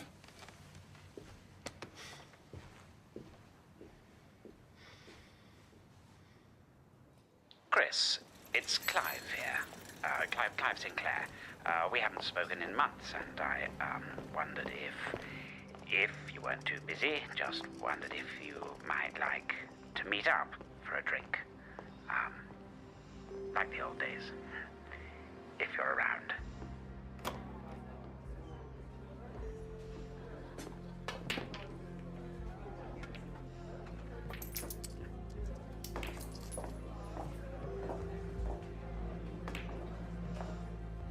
No grudges.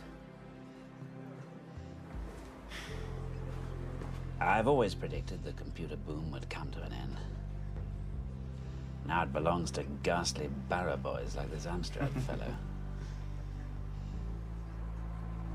But we adapt, Chris. We move on. Businesses come, businesses go. This was but one step on a greater journey. And you know, ultimately, the path of the future will always be laid by the amateur. A quiet chap scuttling off to his shed to work on that idea that he and he alone knows will change the world. That's the British way. That's what made this the greatest country on earth.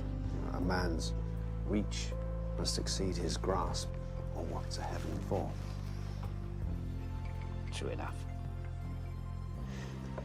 But you know, the future still needs inventing. I've been looking into the possibility of a flying car. It wouldn't surprise me.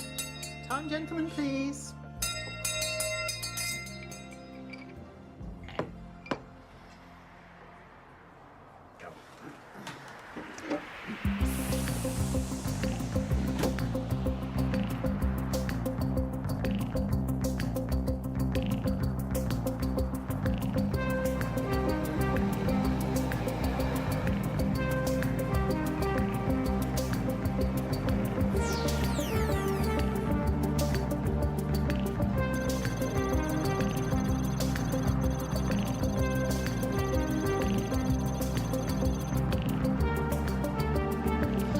$250,000 unsold electrons.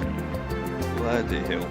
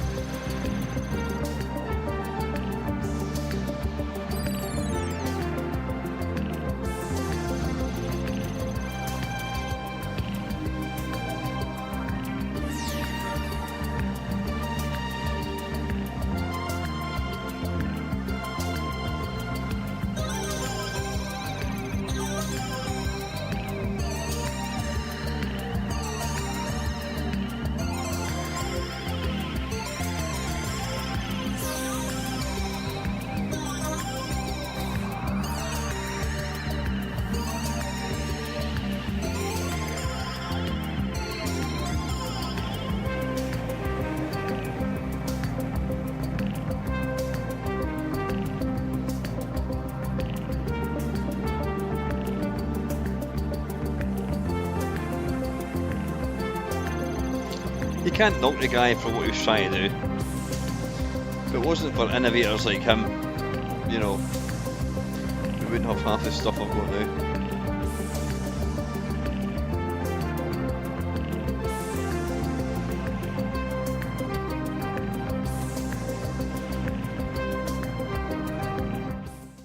Next week, don't miss the story of the inventor of the silicon chip, Robert Noyce. The Podfather is on Monday at 9 here on BBC4. And next tonight, Arena profiles the poet T.S. Eliot.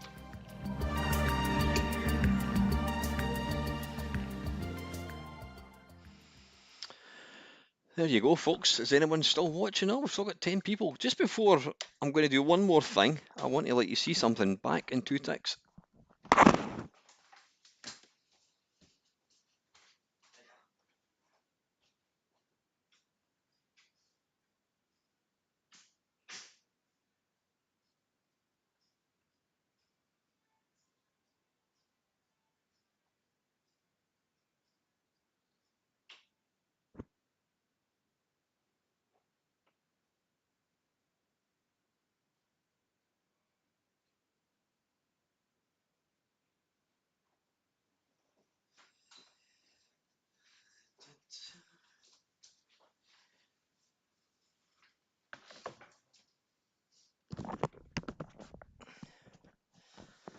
Look what I bought off Facebook Marketplace about 6 months ago. A QL. I've never even turned the thing on. I know it works. Yeah, I don't know why I bought it. No idea why. I think I got it for about 40 quid.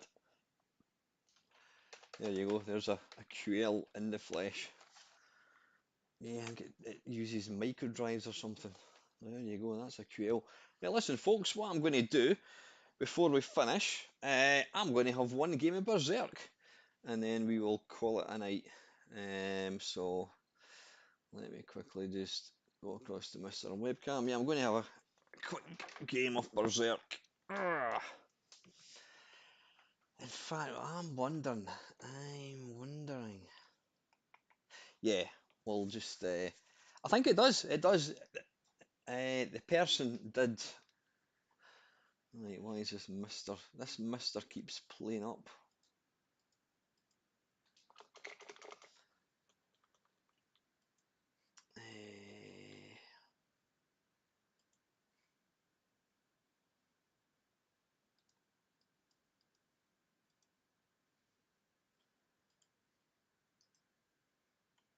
Right, that's annoying. Why is that not coming on? It does it all the time.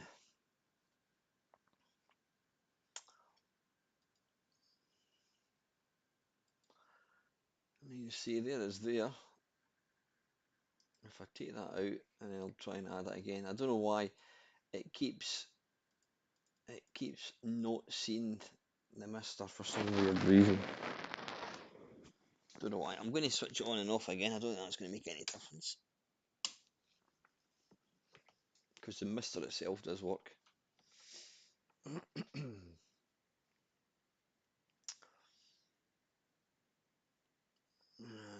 a pain in the arse. Right, I'm going to delete that. Dale, any idea why does OBS keep forgetting?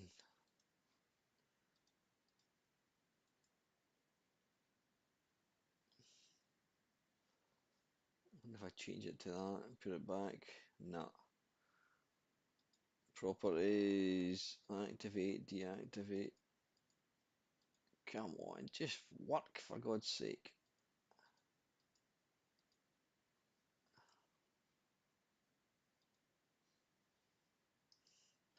Right, it looks like we're not going to get to play Berserk. Tell you what I'll do. What I will do. Let's put that on there and take the Mister off. And what I shall do is share the PC screen like so. Hopefully you can still hear me. There we go, I can move that over. And then we will attempt to oh yeah, Hopefully this will work.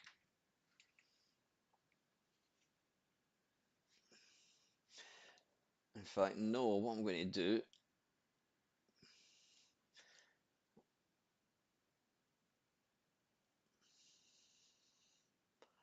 right, I don't know what's going on. I should have probably just called it a night and finished with dignity rather than having to fuck about with this.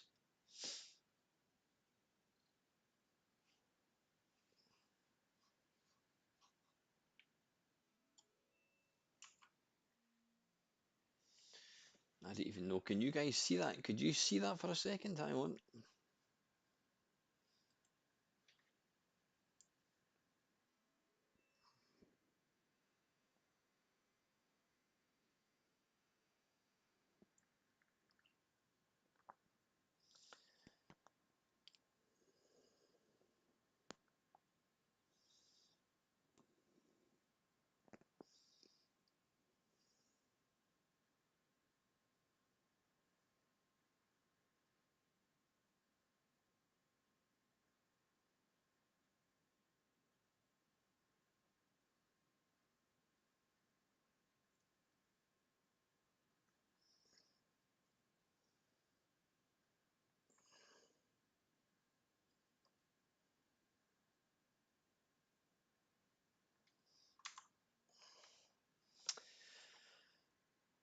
Right, listen, I don't know what's going on. It's weird because I've got OBS on that screen, and when I open up MAME, it kind of it goes full screen. Don't know what's going on. So anyway, listen, right, I'm going to call it a night, folks. Thank you very much for everyone that's tuned in tonight. Hopefully you did enjoy that. Yeah, have a great weekend, folks, and I should be back on Sunday night as always. And I think what I'm going to do, I think I will. I think I'll do a BBC stream. Not done one for a long, long time. So yep, catch me hopefully 7 o'clock on Sunday. Until next time, folks. As always, thank you very, very much for watching. Take it easy.